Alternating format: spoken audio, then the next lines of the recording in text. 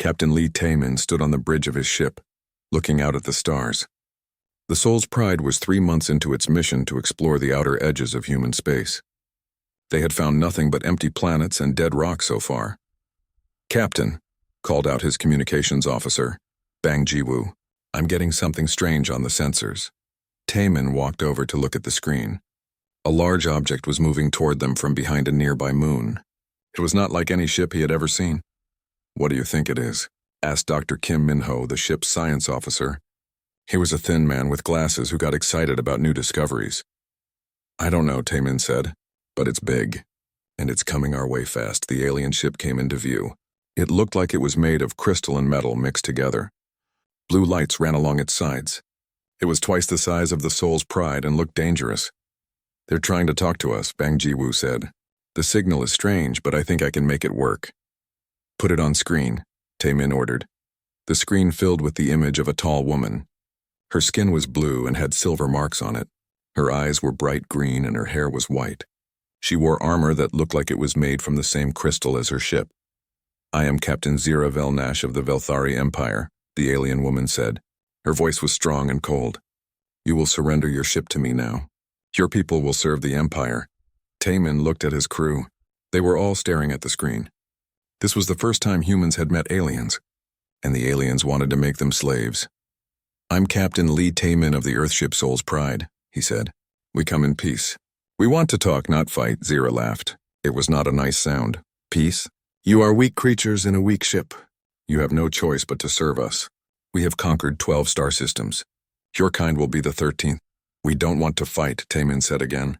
"But we won't be slaves either. Maybe we can work together instead." "Work together?" Zira's green eyes got bright with anger. "You dare to think you are equal to the Velthari? We are warriors. We are strong. You are nothing." She made a signal with her hand. Her ship started to glow brighter. "Captain, they're charging weapons," called out Park Hee-jin from her station. She was the ship's security chief and a former Marine. "Big ones." Taemin felt his heart beat faster. He had hoped the first meeting with aliens would be peaceful, but it looked like they would have to fight. "All hands battle stations," he said into the ship's communication system. "This is not a drill." Alarms started ringing all over the ship. The bridge lights turned red. Everyone moved to their combat positions. "Zira, please," Taemin said to the screen. "We don't have to do this. Let's talk instead." "The time for talk is over," Zira said. "Prepare to die, weak human." Her ship fired first. Bright blue beams shot toward the Soul's Pride. But Taemin was ready. "Evasive action," he shouted. The human ship moved fast to the left. The alien beams missed by only a few meters. Taemin could feel the heat from them through the ship's walls. "Return fire," Hee-jin called out. "All weapons." The Soul's Pride shot back with everything it had. Red laser beams and missiles flew toward the alien ship. Zira's ship was fast, but not fast enough. Half the weapons hit their target. Zira looked surprised on the screen. Her ship shook from the hits. Sparks flew behind her. "Impossible," she said. "How can primitives have such weapons?" "We're not as weak as you think," Taemin said. The two ships started a deadly dance around each other. Zira's ship was bigger and had stronger shields. But the Soul's Pride was faster and had better weapons. The alien ship fired again and again. Each shot was powerful enough to destroy a small moon. But Taemin's crew was good at their jobs. They dodged most of the shots and took the others on their strong shields. "Their shields are getting weak," reported engineer Choi So-young. "But ours are too." Taemin knew they had to end this fight soon. Both ships were getting damaged. But he also knew something that Zira didn't. Humans had been fighting wars for thousands of years. They were very good at it. "Target their engine section," he told Hee-jin. "All power to forward guns." "But Captain, that will leave us with no shields," So-young said. "Do it," Taemin ordered. The Soul's Pride turned toward the alien ship and fired everything it had. All the power that used to protect them now went into their weapons. The red beams were twice as bright as before. Zira saw what they were doing. She tried to turn her ship away, but she was too slow. The human weapons hit her engine section dead on. The alien ship exploded in a ball of blue fire. Pieces of crystal and metal flew everywhere. Some hit the Soul's Pride, making loud banging sounds on the hull. When the fire cleared, only part of Zira's ship was left. It was spinning slowly and leaking air and fuel. "Are they still alive?" Dr. Kim asked. Bang Jiwoo checked his sensors. I'm getting weak life signs. Not many, but some. Taemin looked at the broken alien ship. He felt bad about the fight. He had hoped to make friends with the first aliens they met. Instead, he had to destroy their ship. Captain, Heejin said, we're getting a distress signal from the moon below. It looks like some of them made it to escape pods. Taemin thought about what to do. The aliens had tried to kill them. But they were also the first other intelligent life humans had ever found. They couldn't just leave them to die. Get ready to send a rescue team to the moon, he ordered. We need to help them, sir. Heejin looked confused. They just tried to make us slaves. I know, Taemin said, but we're better than that. We don't leave people to die, even enemies. What if it's a trap? So Young asked. Then we'll deal with it, Taemin said. But we have to try. This could be the start of something important between our peoples. Dr. Kim nodded. The captain is right. We might learn a lot from them. And maybe we can show them that humans are not weak. As the Soul's Pride moved toward the moon, Taemin wondered what they would find there. The proud alien captain who had tried to enslave them was somewhere on that moon. She was probably angry and dangerous, but she was also hurt and alone. And Taemin believed that even enemies could become friends if you tried hard enough. He didn't know that this decision would change everything. Not just for him and his crew, but for all of humanity and the Velthari Empire.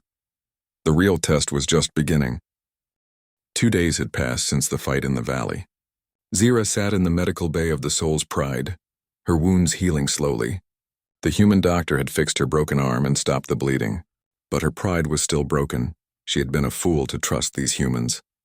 They said they wanted to help, but they had put her in a room with locks. They said she was a guest, but guards watched her every move, and worst of all, they treated her like she was weak. How are you feeling today? Dr. Kim asked as he came into the room. He always seemed happy, which made Zira angry. I feel like killing you, Zira said. But these chains stopped me. The chains were not real chains. They were energy fields around her wrists. But they worked just as well to keep her trapped. The restraints are for everyone's safety, Dr. Kim said. You did try to kill us, remember? I will try again, Zira promised. When I get free, I will show you what a real warrior can do. Dr. Kim sat down across from her. Why do you hate us so much? We saved your life. You made me weak, Zira shouted. A Velthari warrior should die in battle, not live as a prisoner. You have taken my honor. What if we let you go? Dr. Kim asked. Would you try to kill us again? Zira smiled. It was not a nice smile. Yes, I would hunt you across the stars until every one of you was dead. Dr. Kim sighed. Then you see why we can't let you go yet. That night, Zira made her move. She had been watching the guards for 2 days. She knew their patterns. At midnight, only one guard watched her door. And she had been working on the energy restraints. The chains used the same energy as her own weapons. She understood how they worked. It had taken her many hours, but she had found a way to break them. When the restraints fell off her wrists, Zira felt strong again. She was still hurt, but she was free. And free Velthari were dangerous. The guard outside her door was young, probably new to fighting. When Zira broke down the door, he tried to reach for his weapon. But she was too fast. She hit him once in the neck. He fell down without making a sound. Zira took his weapon and his communication device. Then she started moving through the ship. The Soul's Pride was smaller than her old ship, but it was still confusing. She got lost twice trying to find the way out. But finally, she found the shuttle bay. There were 3 small ships there. She picked the fastest one and started working on its controls. Human technology was different from Velthari, but energy was energy. She could make it work. Warning. Unauthorized access to shuttle bay, the ship's computer said. Alarms started ringing. Red lights flashed everywhere. Zira heard running feet coming toward her. She had to move fast. The shuttle's engines were starting up, but they needed more time to warm up. The humans would be here soon. The shuttle bay doors started to open. She could see the moon below and the stars beyond. Freedom was so close. Stop right there. It was Sergeant Hyojin with her security team. They had weapons pointed at Zira. You are too late, Primitive, Zira said. I am leaving. The shuttle isn't ready yet, Hyojin said. You'll crash if you try to fly it now. Then I will die free, Zira said. Better than living as your pet. She jumped into the shuttle and hit the launch button. The small ship shot out of the bay like a bullet. But Hyojin was right. The engines were not ready. The shuttle started to spin. Zira tried to control it, but the human systems were fighting her. She was falling toward the moon fast. The crash was bad, but not as bad as her first one. Zira crawled out of the broken shuttle and looked around. She was in a different part of the moon now. Far from the human ship, she was free again, and this time, she would not be caught. Zira spent the next 3 days moving across the moon's surface. She knew the humans were looking for her. She could see their search ships flying overhead. But she was good at hiding. On the 4th day, she found what she was looking for. Another Velthari escape pod. This one had not been found by the humans yet. Inside, she found her weapons officer, Kira Telmoth. He was badly hurt but alive. "Captain," Kira said when he saw her. "I thought you were dead." "Not yet," Zira said. "Can you fight?" "For you, Captain?" "Always." Together they planned their attack. The humans thought they were safe in their ship. They thought the dangerous alien was gone. They were wrong. Zira and Kira moved at night. They found a place where the human ship landed to get water from underground. This happened every few days. They would wait and attack when the humans came down. When the water collection team came, there were only 4 humans. Dr. Kim was with them to study the moon's rocks. Choi So-young was there to run the water machines, and 2 guards protected them. It should have been easy. 2 Velthari warriors against 4 humans. But Zira had learned not to think humans were easy. The attack started well. Zira and Kira came out of the rocks from 2 sides. Their plasma weapons caught the humans by surprise. 1 guard went down right away, but the other guard was Corporal Lee Da-yun. She had fought Zira before. She knew how dangerous the alien was.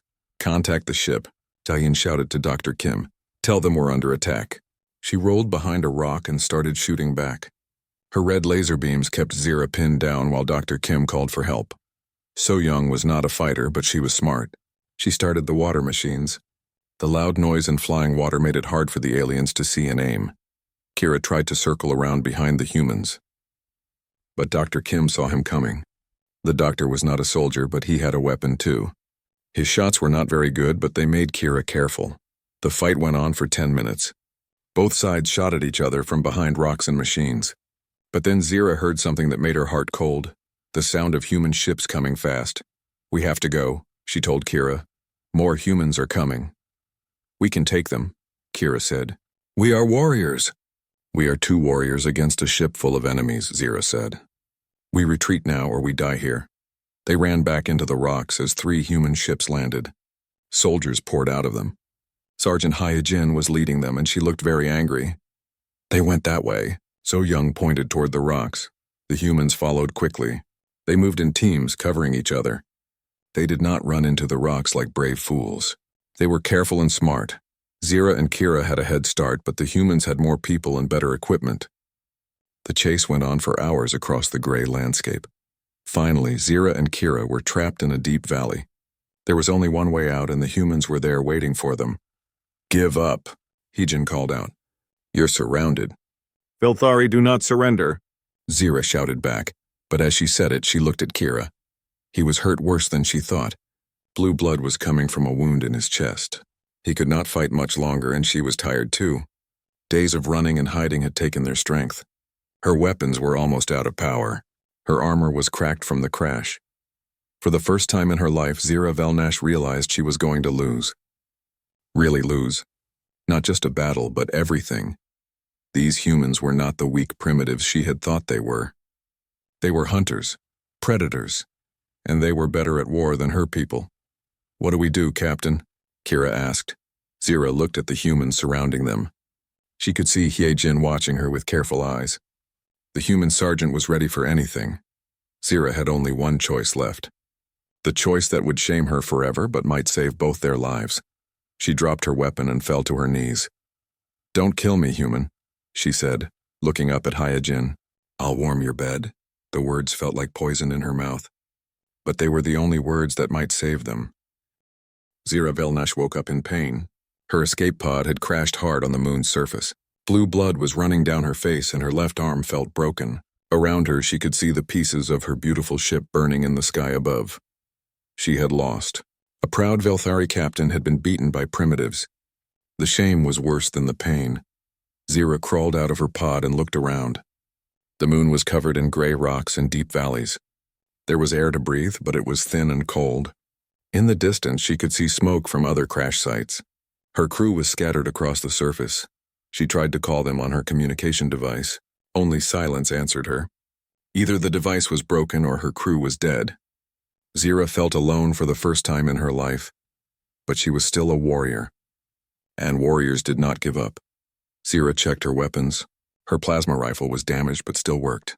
Her energy blade was fine. Her armor was cracked but would protect her from small weapons. She was hurt, but she was not helpless. Then she saw them. 3 small ships from the human vessel were landing near her position. The primitives were coming for her. Good. She would show them what a real warrior could do. Sergeant Park Hae-jin led the rescue team down to the moon's surface. With her were Dr. Kim Min-ho, Engineer Choi So-young, and 2 other Marines. They had come to help the survivors, but Hae-jin was ready for trouble. Stay alert, she told her team. These aliens are warriors. They won't go down easy. Dr. Kim was excited despite the danger. This is amazing. First contact with an alien species. Think of what we can learn. Let's worry about staying alive first, Hae-jin said. Then you can ask them questions. They found the first crash site quickly. The escape pod was empty, but there were tracks leading away from it. Big tracks made by someone heavy. Looks like at least one of them survived, said Marine Corporal Lee Da-yoon. Follow the tracks, Hae-jin ordered, but watch for traps. The tracks led them into a valley between tall rocks. Hae-jin didn't like it. There were too many places for an enemy to hide. This feels wrong, whispered Choi So-young. Hae-jin was about to agree when a bright blue beam shot over their heads. It hit the rock behind them and turned it into melted stone. Take cover, Hae-jin shouted. The team scattered behind the rocks. More blue beams came from above them. Someone was shooting from the high ground. Can you see the shooter? Hae-jin called to her Marines. There, pointed Corporal Park Jin-woo. On the ridge! Hae-jin looked up and saw a tall figure in blue armor. It was the alien captain from the ship. She was hurt and alone, but she was still fighting. Surrender, Hae-jin called out in English. She hoped the alien could understand. Zira's answer was another plasma beam that nearly took Hae-jin's head off. I guess that's a no, So-young said. Dr. Kim tried to help. He had been studying the alien language from the ship's computers. Velnash Kalamort, he shouted. He hoped it meant we want to help. Zira heard the primitive trying to speak her language. But his words were wrong. He had said, give us your death. These humans were not just weak. They were stupid too. She fired again, but the humans had good cover. Her plasma rifle was running low on power. She would have to be smart about this. Zira moved along the ridge, trying to get a better shot. But every time she looked out, red laser beams came back at her. The humans had good aim, and their weapons were fast. She decided to change tactics. Zira jumped down from the ridge and landed in the valley. Now she was close to the humans. Her energy blade would work better than her rifle at this distance. Hae-jin saw the alien jump down. The blue-skinned woman was bigger than any human. Her armor made her look even more dangerous, and the glowing sword in her hand meant she wanted to fight up close. She's coming for hand-to-hand combat, Hae-jin told her team. Spread out. Don't let her get close to more than one of us at a time. Zira ran toward the nearest human. It was the small one with glasses. He would be easy to kill. But as she got close, the human soldier woman stepped in front of her. The 2 warriors faced each other. Zira was taller and stronger. Her energy blade could cut through steel. But Hae-jin had something the alien didn't expect. She had training. When Zira swung her sword, Hae-jin ducked under it and hit the alien in the side with her rifle butt. When Zira tried to grab her, Hae-jin rolled away and shot at the alien's legs. The blue beams from Zira's sword missed again and again. The human was too fast, too smart. She fought like water, flowing around Zira's attacks instead of meeting them head-on. How? Zira said in broken English. You are small, weak. Size doesn't matter, Hae-jin said, dodging another swing. Skill does. While Hae-jin kept the alien busy, her team moved into position. Dr. Kim and So-young went to higher ground.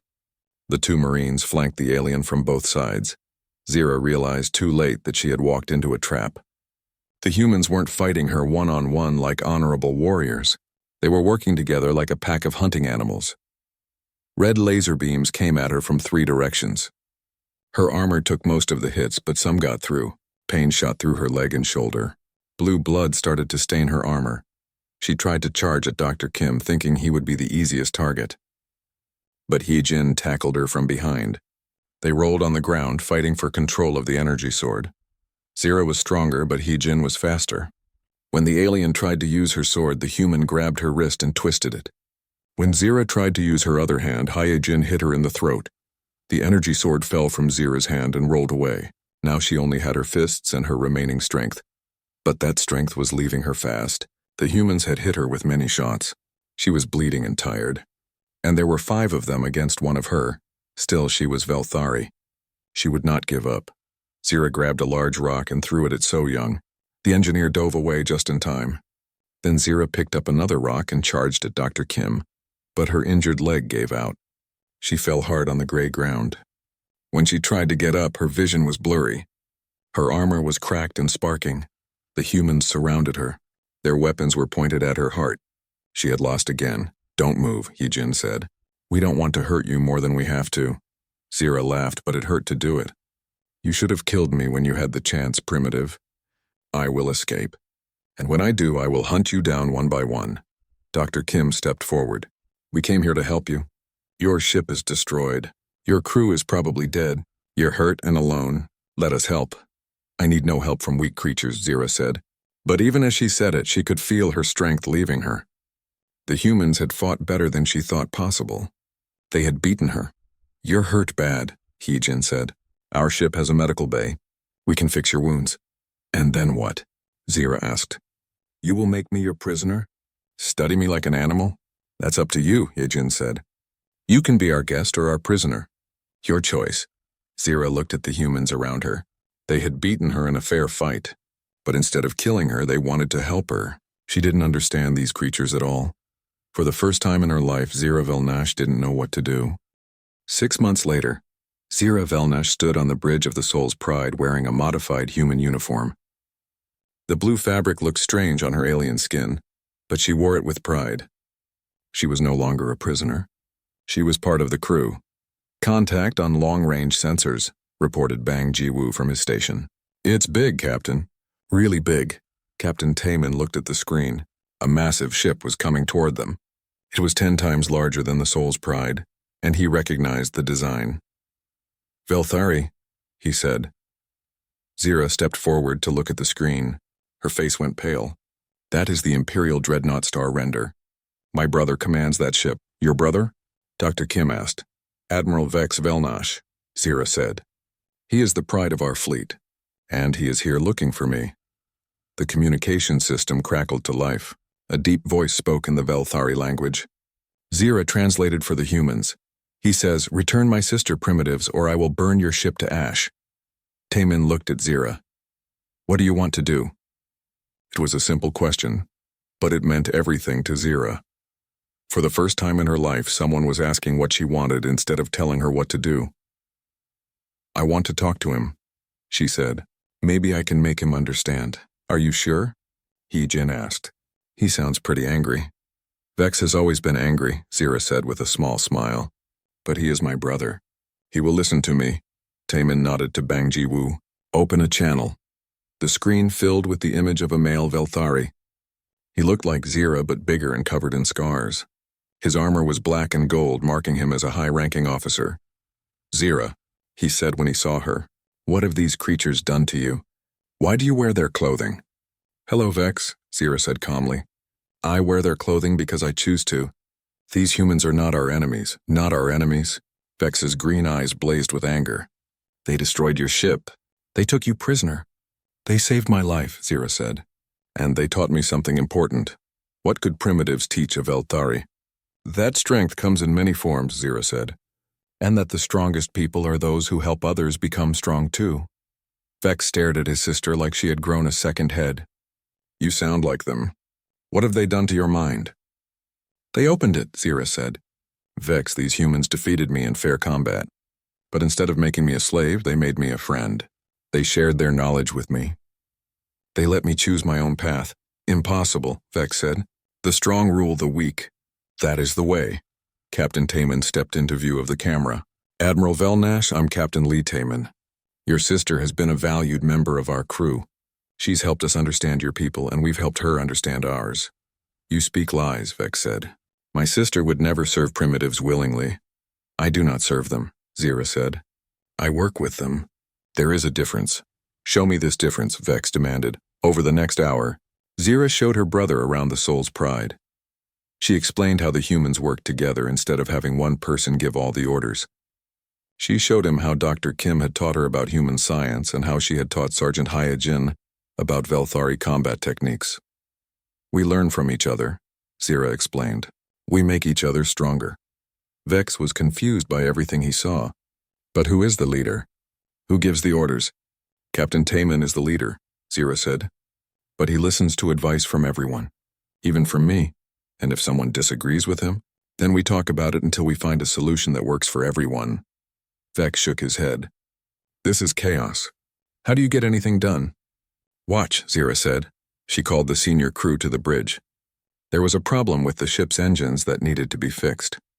Zira watched as her brother saw something that no Velthari ship had ever seen. Captain Taemin asked each person for their opinion. Engineer Choi So-young explained the technical problem. Dr. Kim suggested a scientific solution. Sergeant Hyojin pointed out the security risks. Bang Ji-woo explained how it would affect their communications. Then they all worked together to find the best answer. No one person made all the decisions. Everyone contributed. This is efficient, Vex admitted grudgingly. It is more than efficient, Zira said. It is wise. Many minds working together are stronger than one mind working alone. That evening, Vex came aboard the Soul's Pride for dinner. It was the first time a Velthari admiral had ever eaten with humans. The conversation was awkward at first, but slowly things got better. Your food is strange, Vex said, trying human soup. But not bad. Thank you, said Dr. Kim. Zira helped us adjust the spices to Velthari taste. She cooks now? Vex asked in surprise. I do many things now, Zira said. I learn new skills every day. The humans believe that everyone can grow and improve. Even warriors? Especially warriors, Heejin said. A warrior who stops learning is a warrior who dies. Vex thought about this. In Velthari culture, warriors were born, not made. You were strong or weak from birth. The idea that someone could become stronger through learning was new to him. Tell me, he said to Captain Taemin, why did you not kill my sister when you defeated her? Because we don't kill people unless we have to, Taemin said. Your sister was not a threat once she was beaten. She was just someone who needed help. But she tried to enslave you. Yes, she did. But she didn't know any better. In her culture, that was normal. We don't punish people for following their culture. What do you do instead? We try to understand each other, Taemin said. And we try to find better ways to live together. Vex was quiet for a long time. Finally, he spoke again. The Velthari Empire has conquered 12 star systems, he said. We rule over millions of people. They serve us because we are strong. Are they happy? Dr. Kim asked. Happy? Vex looked confused. They are fed. They are protected. What more do they need? Freedom, Heejin said. The right to choose their own lives.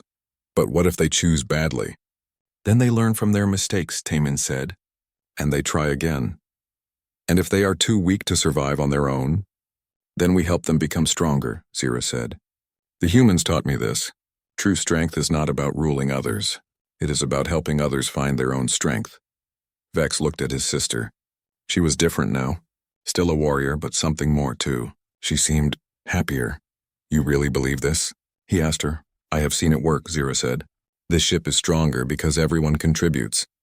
These humans defeated us not because they were individually strong, but because they were united. 3 days later, Vex made a decision that would change both their peoples forever. I want to try this, he told Captain Taemin. This cooperation, this learning from each other. What do you mean? Taemin asked. I want to send some of my warriors to train with your people, and I want some of your people to come to our ship and teach us. It was the beginning of the first human Velthari exchange program. Warriors from both species learned from each other. Humans taught the Velthari about teamwork and cooperation. The Velthari taught humans about discipline and honor. But it was more than just military training. Scientists shared knowledge. Engineers worked together on new technologies. Doctors learned about each other's biology. Most importantly, they learned to see each other as people instead of enemies. 1 year later, when a new alien threat appeared at the edge of known space, It didn't face just humans or just Velthari. It faced an alliance of two species working together. The enemy ships were powerful and numerous. They had weapons that could destroy planets.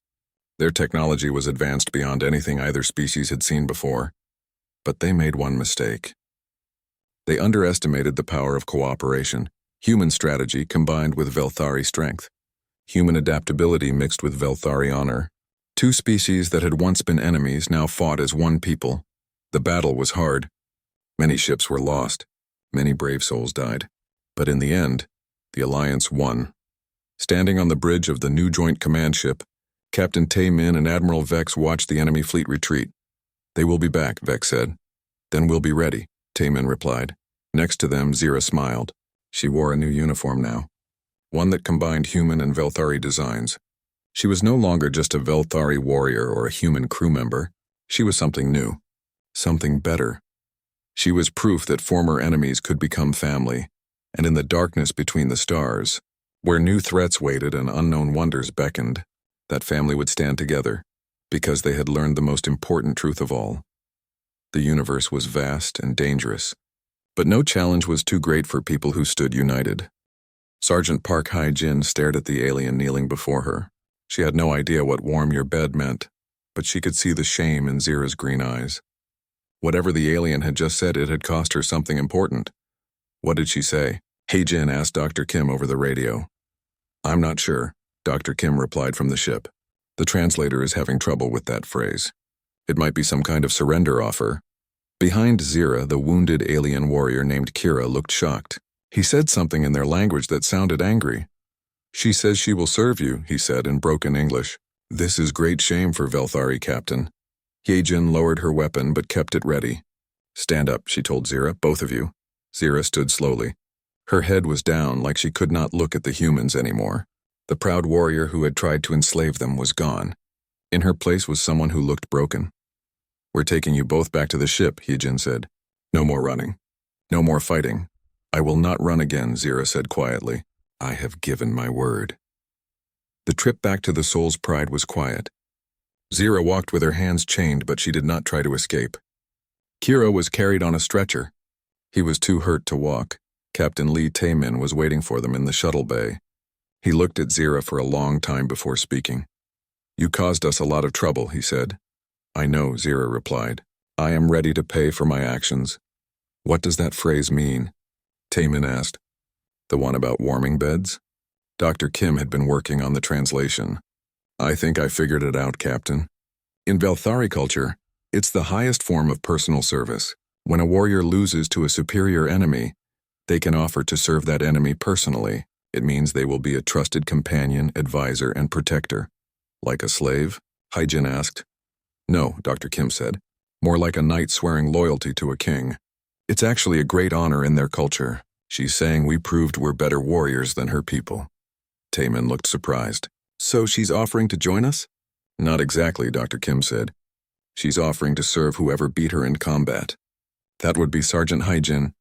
Everyone looked at Hae-jin. She felt uncomfortable with the idea. "I don't want a servant." "It's not about what you want," Zira said, speaking for the first time. "I have been defeated by a superior warrior. My honor demands that I serve you until I can restore my standing." "How do you restore your standing?" Tae-min asked. "By proving myself worthy in battle again," Zira said, "or by dying with honor." Dr. Kim was excited by all of this. "This is amazing. We're learning so much about their culture. Captain, I think we should accept her offer." "Absolutely not," came a voice from the communication system. It was Admiral Yoon Seok-jin from Earth Command. He had been listening to everything. "Admiral," Tae-min said, "I didn't know you were on the channel." "I've been monitoring your situation," the Admiral said. "This alien is a prisoner of war. She will be brought to Earth for questioning. She has valuable intelligence about her people's military." Tae-min felt uncomfortable. "Sir, she's offered to help us voluntarily. Maybe we should consider—" "Captain," the Admiral's voice was hard. "This is not a request. That alien tried to enslave your crew. She is the enemy. Treat her as such." The communication ended. Tae-min looked at Zira. She had heard everything. "So," Zira said, "you will make me a prisoner after all." "I should have expected this from primitives." "We're not primitives," Hae-jin said, getting angry. And we're not your enemy either. But you did try to kill us because I thought you were weak, Zira said. I was wrong. You are strong. That is why I offer to serve you. Over the next few days, things got complicated. Dr. Kim spent hours talking to Zira about Velthari culture. What he learned changed everything. Captain, Dr. Kim said to Taman, I think we've made a big mistake. The Velthari aren't evil. They're just different. They tried to enslave us, Taman pointed out. Because that's how their society works, Dr. Kim explained. Strong people rule weak people. It's been that way for thousands of years. When Zira met us, she thought we were weak. In her culture, weak people become servants. It's not personal. That doesn't make it right, Heejin said. No, but it explains things, Dr. Kim said. And here's the interesting part. When she realized we were stronger than her, she immediately offered to serve us. In her mind, that makes perfect sense. Taemin was getting a headache. What are you saying, Doctor?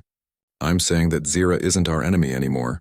She's actually trying to honor us by offering her service. And if we reject that offer, we'll be insulting her entire culture. But Admiral Yoon wants her as a prisoner, Taemin said. Admiral Yoon doesn't understand what's happening here, Dr. Kim said. This could be the start of peace between our peoples, but only if we handle it right. That night, Taemin couldn't sleep. He went to the observation deck to look at the stars. He found Zira there, also looking out at space. Can't sleep either, he asked. I do not sleep well in cages, Zira said. You're not in a cage, Taemin said. You're free to move around the ship. But I am still a prisoner, Zira said. Your admiral made that clear. They stood in silence for a while, watching the stars. Tell me about your people, Taemin said finally. Zira was quiet for a long time. Then she started to speak. The Velthari have been warriors for 3,000 years, she said. We believe that strength brings order to the universe. The strong protect the weak serve the strong. This is the natural way. What about freedom? Taemin asked. What about choice? Freedom is chaos, Zira said. When everyone does what they want, there is war and suffering.